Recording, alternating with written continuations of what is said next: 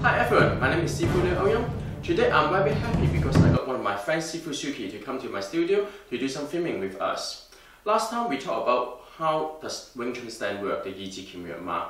Today I have a question for Siukee. A lot of people they ask me about how to show people the internal martial and external martial. What's the difference? If some people ask you how do you show internal and external martial, what's your answer would be? Yes, the way I look at it is that we're using the external martial arts, we're using the muscles principally to generate the power, but if we're looking at the internal, we're actually talking about the tendons. Yes. So what we'll be doing is that when we're using the internal power, we'll be stretching. So when we're stretching, the power would go away from the spine. I see. So if we're using the internal, the power goes into the spine. Yeah. So that's principally the difference, how I describe it. Now, if we even when we're sitting down here, I could demonstrate to you. So the best way to demonstrate what a difference between internal and external is if we demonstrate it. Now, even when we're sitting here, the important thing about internal is that we're rooted from the ground. So even though we're sitting down, the feet needs to be firmly planted onto the ground. So if, for instance, Leo gives me power pressing down into my hand here, now if you keep that power constant, even if I bring that energy into myself there, what I would need is that I would need the power to come up from the ground. Now, the tendons themselves, what they're doing is they're creating structure. So when you press on it, I could push the energy out.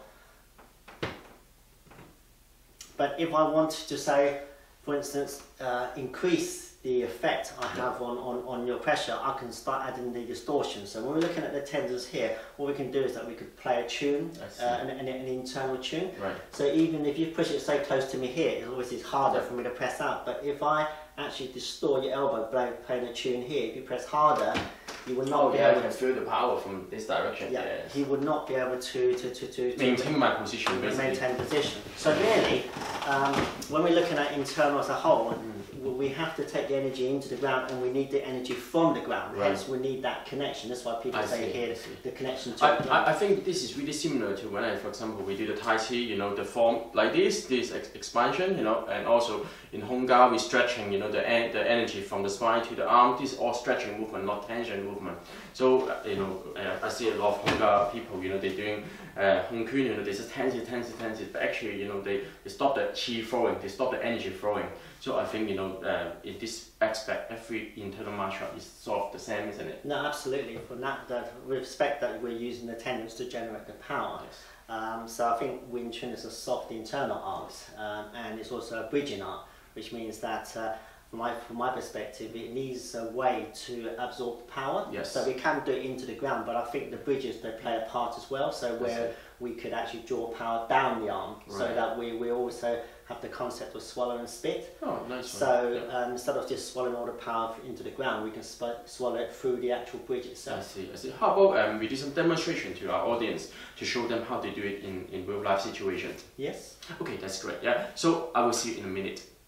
If we look at the training stance, how do we actually develop the internal power from the stance there? Now, if we address the stance itself, what we're looking at is that in our system we have what we call the horse riding stance. Some people know it's actually a rooting stance, and also I've heard people call it a pull-push stance.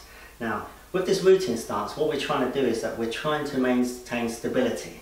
Now, the important thing is that if I just show with Sylvester the actual mechanics of the stance itself. Now, the first thing is that whenever I put in Sylvester there, he needs to maintain balance. So what he's actually doing is that he's basically balancing himself out. Now, this would be the same as if you were skiing or surfing. It makes no difference, we need the balance. And if I was pushing him, the same thing, he would need balance in his stance there. Now, if I reverse the situation and say, for myself, when I'm pushing, I also need balance. So for me, it's really about me pushing.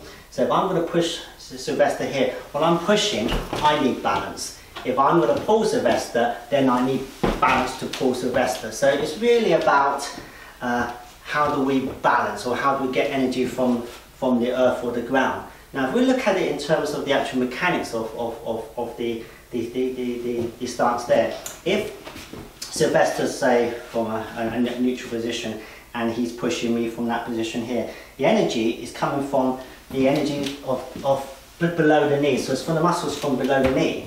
Now, when he's pulling me, he's pulling me from the hips, but in order for him to do that, he must secure his root. So as he's pulling back, he's also bringing the energy downwards. So when he's pulling, what's happening is that he's securing his root as he's actually pulling, and that obviously applies when he's pushing.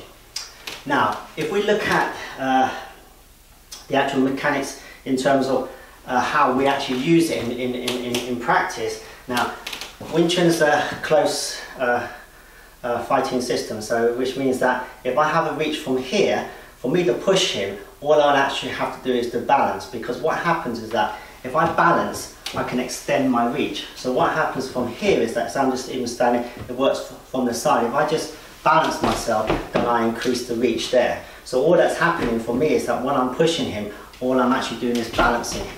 So just give you another example. Say if Sylvester was to walk into me and just push me, what will happen is that when I slow it down, what happens is that before impact here, I will turn myself to the side, but what I'll do is that I'll go down, because as I'm balancing, I'm increasing my reach. So in essence, I'm not actually pushing, I'm only balancing. So in real time, if he walks into me, all I have to do is actually balance in order to get my push. And that will obviously apply to the pull as well. Thank you. So in our school, we still have the similar kind of exercise, pull and push exercise. Basically, this is one of the exercises we use to teach our students how to keep their balance and transfer their balance, under to the ground. Okay. So for example, if you might grab me, please. So if you push me in our school, in fighting, if we use muscle force to fight, we don't have any chance. What we do is we put the concentration and our center of gravity down. So in here, when you push, I just sit down. Okay, so in this way, I'm using my center of mass in here and I squat down. This is why Siukee referred to Siukee. He said it's horse riding stance. It's a little bit like horse riding. Okay, but also at the same time, if I want to push him, then I have to maintain my balance as well. So what I do is I put my center of gravity underneath and go forward and upward. So in this way, I can have the power as well. So I don't even need to move my leg, but I can send the energy from my center of gravity to my arm and to the person. So this is how how we use internal in our pull and push game in our lesson. Okay, thank you.